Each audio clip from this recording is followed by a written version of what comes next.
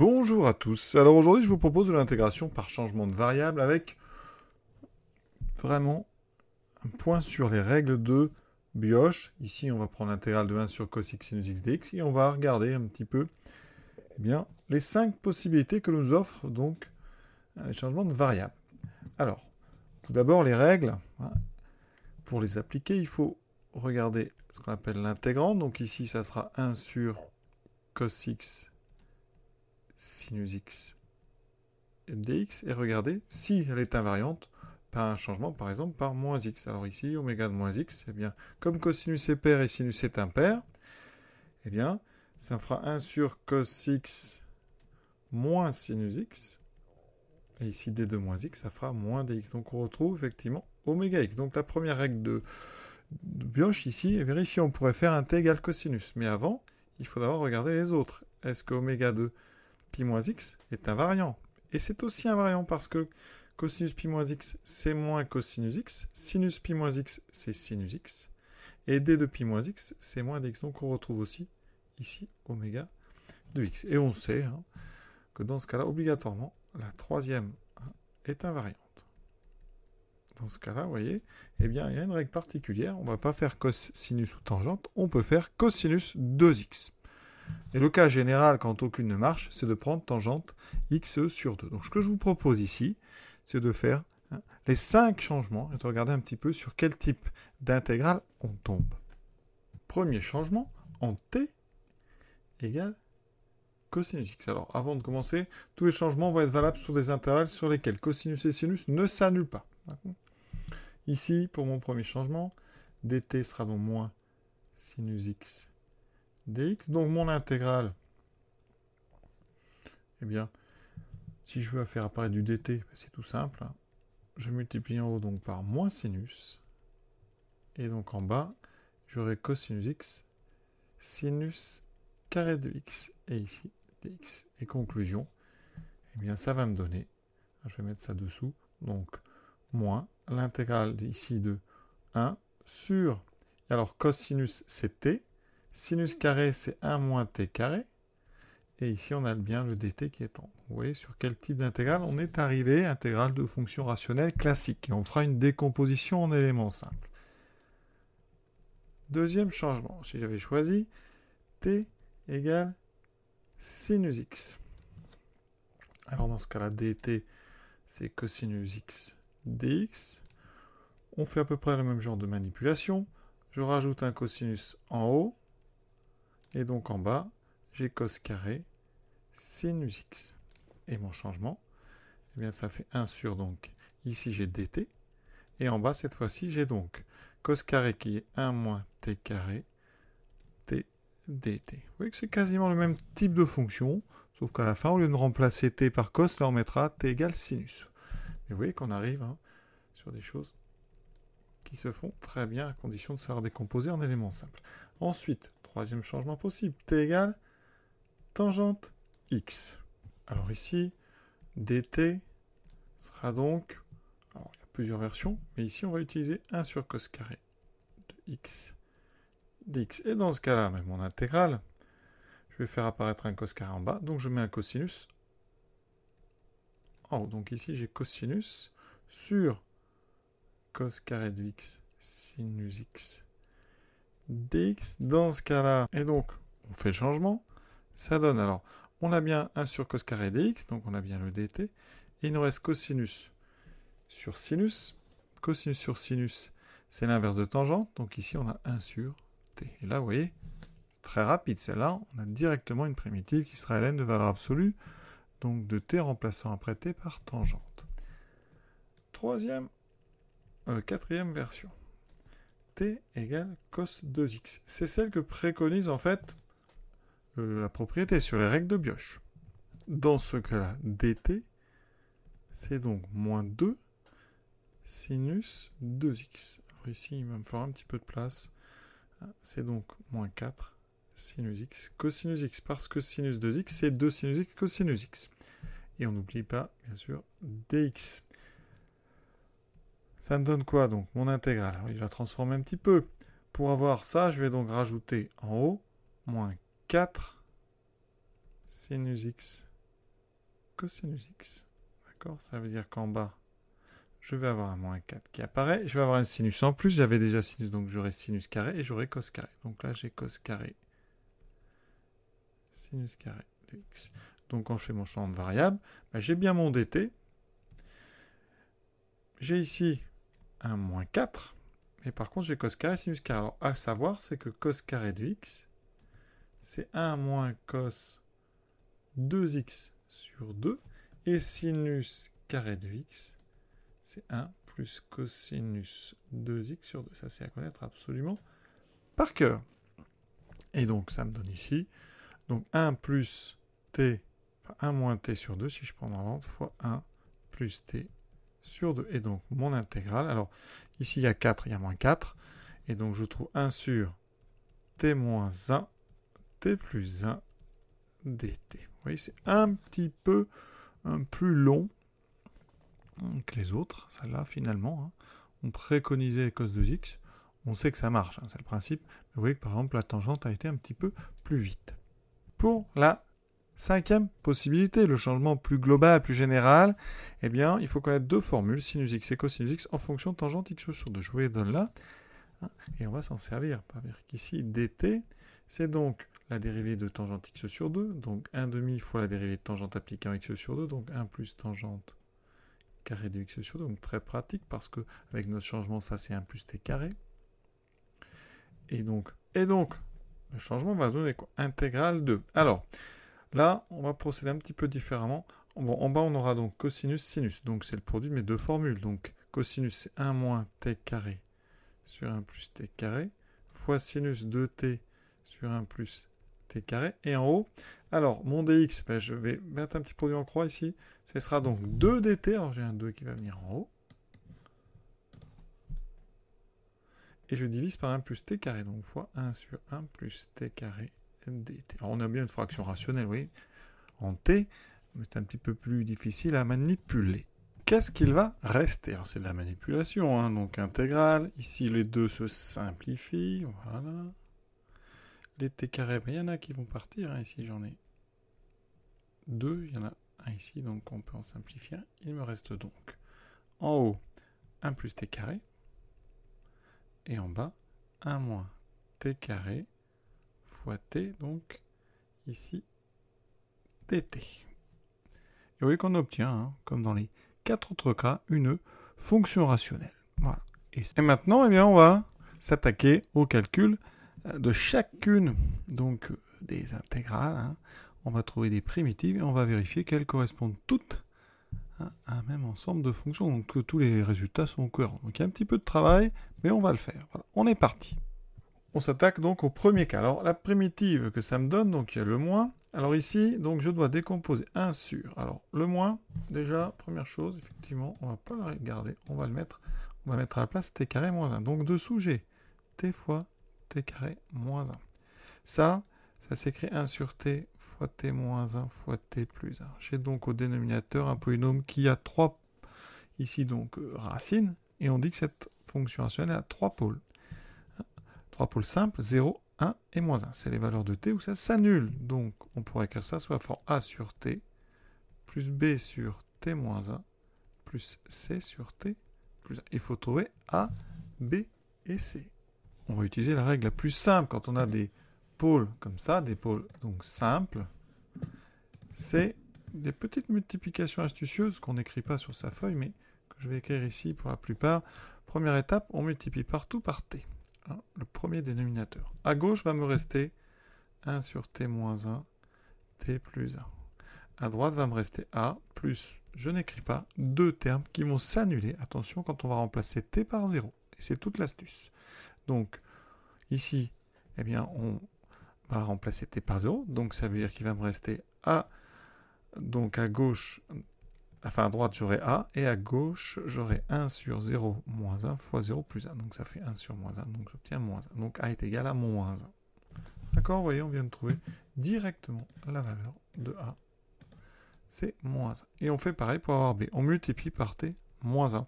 Il va me rester donc à gauche t fois t plus 1, et à droite, un terme qui s'annule en 0, le b et un autre terme qui s'annule en 0. Et je remplace t par 1. Donc il me reste à droite b et ici égal à 1 demi. Donc tout de suite, vous voyez, on trouve b égale 1 demi. Et maintenant, on fait pareil en multipliant par t plus 1. Et là, on va le faire sans écrire. Il faut s'habituer. Donc vous imaginez, je vais pouvoir rayer un petit peu, que quand on va multiplier par t plus 1, en fait, ce t plus 1 là, il disparaît. Donc souvent, on peut le cacher avec son doigt ou son stylo. Et il va vous rester, en fait, la valeur quand t va être égal à moins 1. Et ça sera c directement. Donc ici, ça nous dit que c va être égal à 1 sur moins 1 fois moins 2, donc 1 demi. Vous voyez, et donc on doit trouver c égale 1 demi. Et ça s'appelle la décomposition en éléments simples, notre 1 sur t fois t carré moins 1. C'est très pratique, puisque maintenant, on peut calculer directement notre intégrale. Donc l'intégrale qu'on avait au départ, il faut une primitive de ça, donc moins ln, donc de valeur absolue de t, donc valeur absolue de cosinus x, plus 1 demi de ln de valeur absolue de cosinus x moins 1. Alors là, la valeur absolue sert, parce que cosinus est plus petit que 1, donc on pourrait écrire 1 moins cosinus, plus 1 demi de ln de valeur absolue de cosinus x plus 1. Là, les parenthèses ne servent à rien. Alors certains vont me dire c'est bizarre, parce que si cosinus est égal à 1, on a un problème. Mais de toute façon, si cosinus est égal à 1, sinus est égal à 0. Et donc, c'est les valeurs qu'on a interdites au début, puisque sinus ne peut pas s'annuler. Donc voilà, la première primitive. Et si vous les voulez toutes, et bien effectivement, on rajoute ici, donc on appelle une constante C appartenant à R. Voilà donc la première réponse possible à ce problème. Alors pour vérifier, on est là pour s'entraîner, on va dériver rapidement. Donc dérivation de cette chose-là. Voilà. Donc on est toujours sur les domaines qui conviennent. On a donc, je rappelle que ln de valeur absolue donc de u, en dérivant, ça fait u' sur u. Ça, on le sait. Donc ici, en dérivant, j'aurai moins, donc dérivée de cosinus, c'est moins sinus, donc ce moins va disparaître. J'aurai donc sinus x sur cosinus. Alors ici, je vous propose une petite astuce pour gagner un peu de temps.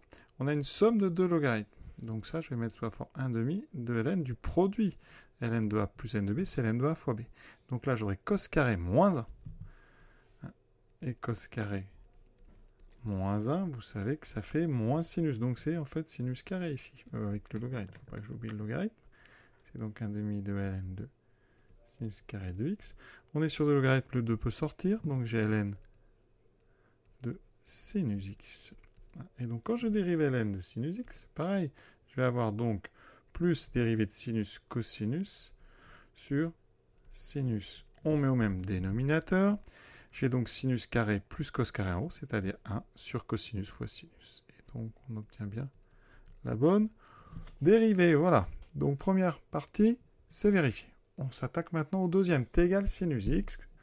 Ici, je dois décomposer en éléments simples 1 sur 1 moins t2 fois t. Alors c'est quasiment la même chose. D'accord? Tout à l'heure, on vient de décomposer moins 1 sur t fois t carré moins 1. Donc j'ai juste un moins. Donc la décomposition va être la même, sauf que je multiplie tout par moins 1. Donc j'aurai 1 sur t, et tout à l'heure j'avais des demi, donc j'aurai moins 1 demi. Donc je vais les mettre comme tout à l'heure. Donc moins 1 demi sur t moins 1, moins 1 demi sur t plus 1. Et tout de suite, on peut donner la primitive. Cette fois-ci, par contre, t c'est sinus x. Donc j'obtiens ln de valeur absolue de sinus x, moins 1 demi donc de ln de absolu de sinus x moins 1, moins 1 demi de ln de sinus x plus 1. On va rapidement dériver, et je vais utiliser la même petite astuce que tout à l'heure. Ici, j'ai moins 1 demi, donc c'est moins 1 demi, ln de sinus carré moins 1, donc ln de cos carré, donc le carré sort, et donc ce 1 demi. Et vous voyez que là, j'obtiens donc, en dérivant, donc je dérive, il faut que je retrouve toujours 1 sur cos x sinus x. Donc là, je dérive, ça me fait cos x sur sinus x, moins dérivée de cos x moins sinus x sur cos x. Les deux moins se neutralisent, et donc on obtient comme tout à l'heure, cos carré plus sinus carré en haut, qui fait 1 sur sinus x cosinus x. Donc on est très bien. Je n'oublie pas par contre ici une constante. Voilà. On vérifie maintenant la troisième. Et on ne perd pas de vue, avant de faire ça, que quand même, avec toutes les remarques que j'ai faites, on voit que les primitives, c'est ln de valeur absolue de sinus, moins ln de valeur absolue donc de cosinus, plus une constante. Hein.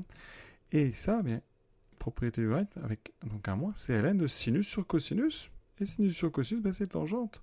Donc ici, on trouve ln de tangente plus c. Donc là, on va tout de suite arriver sur notre méthode avec le changement en tangente x. Ce changement, on trouvait intégral de 1 sur t dt. Donc ici, on peut aller vraiment vite. Ça fait ln de valeur absolue 2, tangente x, plus une constante. Alors, évidemment, ce n'est pas une constante pour chacun. Donc je vais mettre C1, C2, ici C3. Et bien, vous voyez, hein, on a encore une bonne, parce que là, on vient de vérifier, hein, on avait trouvé ln de tangente x. Hein, donc effectivement, ben, on a finalement toujours la même expression. Et d'ailleurs, je dis une bêtise, la constante, hein, en fait, ça va être la même à chaque fois, puisqu'on retrouve exactement ln de valeur absolue de tangente. On est maintenant sur le changement en t égale cosinus 2x. Est-ce qu'on retrouve ce ln de valeur absolue de tangente x plus c? Cette fois-ci, donc, mon intégrale, eh bien, j'ai 1 sur t moins 1 fois t plus 1. Alors là, décomposition, c'est a sur t moins 1 plus b sur t moins 1. Je dois donc trouver sur t plus 1. Je dois donc trouver a et b. Je fais la même technique. On va multiplier des deux côtés par t moins 1 et on va remplacer t par 1. D'accord? Donc, ça veut dire qu'à gauche, il me restera 1 sur t plus 1 et je remplace t par 1. Donc, il me reste a. Donc, j'ai multiplié par t moins 1. Donc, a est égal à 1 demi. Et maintenant, je multiplie par t plus 1 et je remplace à gauche, hein, ici, t par moins 1. Donc, j'ai moins 1 demi. Donc, b est égal à moins 1 demi. Conclusion. Je dois donc intégrer 1 demi de sur t moins 1 moins 1 demi sur t plus 1 dt. Ça me donne 1 demi de ln, donc, de, ici, cosinus 2x moins 1, moins 1 demi de ln de cosinus 2x plus 1. Alors, j'avais pris, vous voyez, une intégrale assez simple à calculer. Je vous montrerai après comment on aurait pu faire directement. Mais ici, on va vraiment essayer de retrouver notre ln de valeur absolue de tangente. Alors, on a vu plein de formules. Cosinus 2x moins 1. Vous savez que cosinus 2x, c'est 1 moins 2 sinus carré x. Donc si j'utilise ça, mais cosinus 2x moins 1, c'est moins 2 sinus carré. Comme il y a une valeur absolue, ben, je peux me débarrasser ici. On obtient ceci. Ensuite, moins 1 demi de ln de cosinus 2x plus 1. Mais avec une autre formule, c'est-à-dire 2 cos carré de x moins 1, eh bien cos 2x plus 1, ça fait 2 cos carré. Donc j'ai valeur absolue de 2 cos carré de x. On a ici une soustraction, donc ln du quotient, mais le quotient va faire disparaître les deux, donc il va me rester sinus carré sur cos carré de x. C'est très joli, vous voyez. On va sortir ensuite, alors j'oublie pas toujours la constante, hein, d'accord, plus c. On va sortir les deux, parce que c'est un logarithme, donc ça va enlever le demi. Il me reste ln de sinus sur cosinus, donc encore une fois, tangente x. Et on a le bon résultat. On attaque la dernière avec ici, donc une décomposition en éléments simples de t carré plus 1. Je remets un petit peu d'ordre. On a 1 moins t carré, donc ça, donc j'ai le t, j'ai t moins 1, t plus 1, d'accord, et j'ai un moins qui traîne, hein, donc je vais le mettre en haut, comme ça je ne vais pas l'oublier. Et ça, on sait que ça peut se mettre sous la forme de a sur t, plus b sur t moins 1, plus c sur t plus 1. Pour ça, il faut avoir fait le chapitre. Hein. Mais là, c'est important, le degré d'en haut, c'est 2, il est plus petit que le degré d'en bas. Donc on est dans une bonne forme pour les décompositions en éléments simples, avec 3 pôles simples ici. On va donc d'abord multiplier par t. Donc, ici, hein, c'est comme si vous oubliez ce t. Donc vous le masquez et vous remplacez t par 0. J'obtiens donc en haut moins 1, en bas, donc moins 1 fois moins 1, donc moins 1 sur moins 1. Donc a est égal à 1. Voilà, ça va assez vite. Hein. Ensuite, pour le b, donc je vais masquer t-1. Donc vous oubliez ce t-1 et on remplace t par 1. Et ça va me donner la valeur de b. Donc je remplace t par 1. En haut, ça me fait moins 2. Et en bas, j'ai 1 fois 2. Donc j'ai 2. Donc moins 2 sur 2, ça fait moins 1. Donc b est égal à moins 1. Et pour c, ben, on cache t plus 1. Vous voyez, ici. Et on remplace t par moins 1. Donc en haut, j'aurai encore moins 2. Et en bas, j'aurai donc ici moins 1 fois moins 2. Donc j'aurai 2. Moins 2 sur 2, j'aurai moins 1. Donc voilà ma décomposition. Ça veut dire que là, c'est donc 1 sur t, moins 1 sur t moins 1, moins 1 sur t plus 1. Tout ça dt. j'obtiens comme primitive, donc ln de valeur absolue de tangente x sur 2, moins ln de valeur absolue tangente x sur 2 moins 1, moins ln valeur absolue de tangente x sur 2 plus 1, et toujours plus une constante. Et là, on va essayer de voir que ça, c'est bien effectivement ln de valeur absolue de tangente x plus c. Petite astuce. Donc le premier tangente x sur 2, je le laisse tranquille. Ensuite, comme tout à l'heure, j'ai dans moins ln, je vais avoir donc ici un produit tangente carré moins